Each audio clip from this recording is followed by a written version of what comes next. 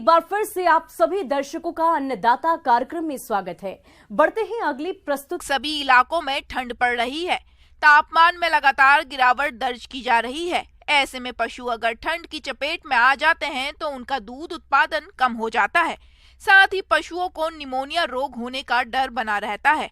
अगर इसका समय पर इलाज नहीं किया जाए तो पशुपालकों को भारी नुकसान उठाना पड़ सकता है। तो पशुओं में निमोनिया रोग का निदान कैसे करें, आइए जानते हैं पशु वैज्ञानिक डॉक्टर रविंद्र मोहन मिश्रा से।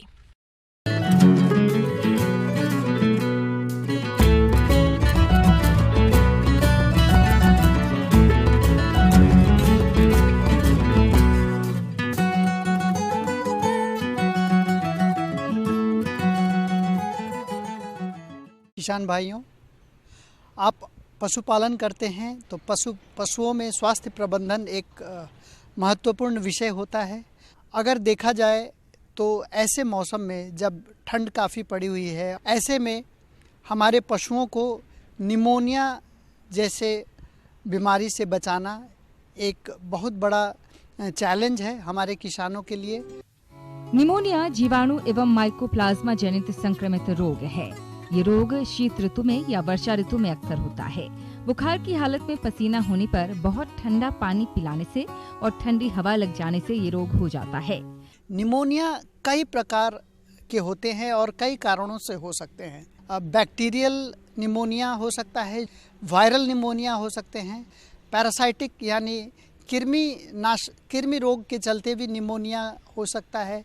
और ख़ास करके तरल दवा खिलाने में अगर उनके फेफड़ा में दवा चली जाए या पानी चला जाए तो उसमें भी एस्पिरेशन निमोनिया जिसे हम कहते हैं वह भी होता है और जानलेवा भी हो सकता है। हमारे पशुओं में सांस लेने में कठिनाई होती है, सांस गहरा नहीं सांस ले पाते हैं। वो लोग हल्की सांस और तीव्र गति से सांस लेते हुए आप पशु को देखेंगे। नाक से पहले पानी गिरेगा और कुछ ही दिनों के अंतराल पर वह पानी एक गाढ़े नेटा के रूप में या सिंगन के रूप में वो परिणत हो जाएगा। वो सफ़ेद रंग का या पीले रंग का स्राव नाक से निकलते हुए आप देखेंगे और आँख से कीचड़ भी आ सकते हैं। और आपके पशु गर्दन को आगे की तरफ करके बहुत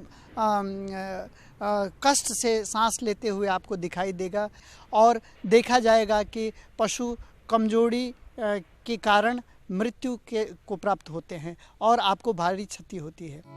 इस रोग में रोगी पशु बहुत सुस्त रहता है, खाना पीना और जुगाली करना बंद कर देता है। उसके रोए खड़े हो जाते हैं, उसे जख्म और खांसी हो जाती है और पशु का शरीर कांपता है और साधारण ज्वर हर समय बना रहता है। उसकी नाक से बलगम निकलता रहता है तथा नाड़ी तेज चलती है। अब निमोनिया रोग से किस प्रकार से आप बचाव यानी करेंगे, इस पे आपको ध्यान देनी है। तो हमें ध्यान यह देना है कि जब मौसम में परिवर्तन हो, जब ठंडी हवाएं चल रही हो और हवा में नमी हो, तो ऐसे में उनके आवास में आप ध्यान दें कि बहुत ज़्यादा गीलापन न हो, आवास का जो फर्श है वो सूखा हो, पशुओं का शरीर गर्म बोरे से हो या पुराने कंबल, एक ओढ़ने का एक चादर रूपी वस्त्र बना सकते हैं। और पशुओं के आवास में आप इस बात का भी ध्यान दें कि हवा ठंडी हवा सीधे अंदर प्रवेश ना करती हो।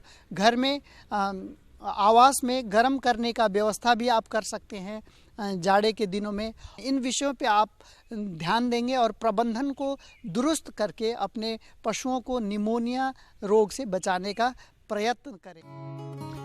बचाव के उपाय: रोग से ग्रसित पशुओं को स्वस्थ पशुओं से अलग रखें। रोगी पशु का जूठा आहार या पानी स्वस्थ पशु को पीने नहीं देना चाहिए।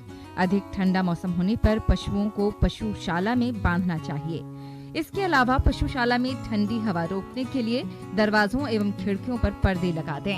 इसके अलावा रोग ग्रसित पशु को नौसादर, सौंठ एवं अजवाइन एक तौला को अच्छी तरह से कूटकर 250 ग्राम गुड़ के साथ दिन में 2 बार देने से भी ये रोग नियंत्रित हो जाता है।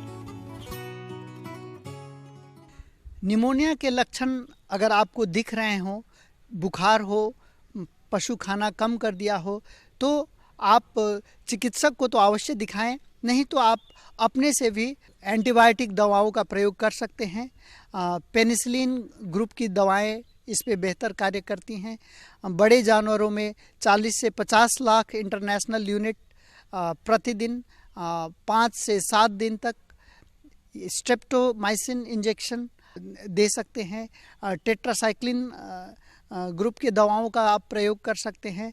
इन विभिन्न प्रबंधन की व्यवस्थाएं और चिकित्सा की जो उपाय हैं, अगर इन सारे पर आप ध्यान दें तो आप अपने पशुओं को इस बीमारी से बचा सकते हैं।